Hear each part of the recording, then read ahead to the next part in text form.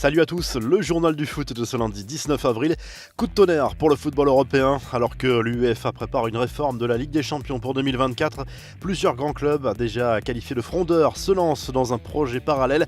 La création d'une Super Ligue européenne a été officialisée par 12 des plus puissants clubs européens. L'AC Milan, Arsenal, l'Atlético Madrid, Chelsea, le Barça, l'Inter, la Juve, Liverpool, Manchester City, Manchester United, le Real Madrid et Tottenham. Cette nouvelle compétition entrerait clairement en concurrence directe avec la prestigieuse Ligue des Champions organisée par l'UEFA, mais très clairement on imagine mal les deux compétitions coexister. Les clubs français et allemands emmenés par le duo PSG-Bayern refusent pour le moment d'y participer. 3 autres clubs doivent encore s'ajouter à ces 12 membres fondateurs, ce qui donnerait 15 membres permanents et 5 invités pour un total de 20 équipes. L'idée serait d'avoir 2 groupes de 10 équipes puis des quarts de finale.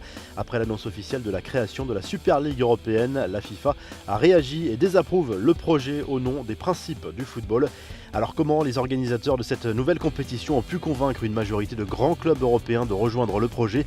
La réponse est assez simple, la Super League devrait leur injecter 3,5 milliards d'euros directement dans les caisses, une somme beaucoup plus importante que celle générée par la Ligue des Champions. Cela garantit en fait une certaine pérennité aux grands clubs puisque ces revenus colossaux seraient assurés même si les résultats sportifs ne sont pas à la hauteur. Les infos et rumeurs du mercato, les négociations pour la prolongation de Lionel Messi pourraient s'accélérer cette semaine. Les médias catalans ont bien remarqué que Jorge Messi, le père du joueur, était présent à Barcelone. Il pourrait y rencontrer Joan Laporta, le président du Barça, afin d'y discuter d'un potentiel nouveau contrat pour Messi au Barça. Kylian Mbappé, lui, ne devrait pas y échapper dans les prochaines semaines. À chaque fois qu'il passera devant un micro, l'international français sera sans doute interrogé sur son avenir. Après la victoire contre Saint-Etienne, l'attaquant du PSG a esquivé le sujet.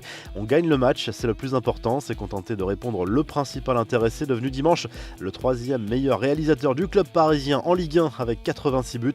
Ousmane Dembélé lui aussi reste dans le flou concernant son avenir. Libre en juin 2022, l'ailier français pourrait prolonger son contrat au Barça, sauf que selon les informations du quotidien Sport, les négociations entre les différentes parties n'avancent pas très bien. Certains dirigeants du Barça y verraient un signe négatif et peut-être une volonté du joueur d'attendre de nouveaux prétendants cet été. Enfin, le démenti de Julian Nagelsmann à propos de son avenir, présenté comme le favori pour prendre la suite d'Hansi Flick sur le banc du Bayern Munich la saison prochaine. L'actuel coach du RB Leipzig a fermement nié cette hypothèse. Les infos en bref, l'exploit des Parisiennes. Le PSG version féminine a fait chuter l'Olympique Lyonnais, quintuple tenant du titre et invaincu en Ligue des Champions féminine depuis 4 ans. Les Parisiennes se sont imposées 2-1 sur le terrain des Lyonnaises et se qualifient pour les demi-finales de la C1. Elles affronteront le Barça dans le dernier carré. L'échange houleux entre Rudy Garcia et Memphis Depay. Interrogé par Canal+, le coach lyonnais est revenu sur cet épisode qu'il a opposé aux Néerlandais au lendemain du match nul contre Lens début avril. Le joueur avait reproché à son coach de ne pas assez le ménager dans cette période où les matchs s'enchaînaient. Rudy Garcia avait alors répliqué en lui expliquant qu'il n'avait qu'à moins jouer en sélection. La revue de presse comme l'équipe, plusieurs journaux sportifs européens consacrent leur une à cette guerre déclarée entre les clubs frondeurs favorables à la création de cette fameuse Super Ligue européenne et ceux qui restent fidèles pour le moment à l'UEFA. En Italie, la Gazette dello Sport évoque également cette très controversée Super League avec une certaine défiance, même si plusieurs clubs italiens font partie du projet. Le quotidien sportif revient par ailleurs sur le match nul de l'Inter sur le terrain du Napoli en Serie A. Les Nerazzurri restent très largement en tête du championnat italien.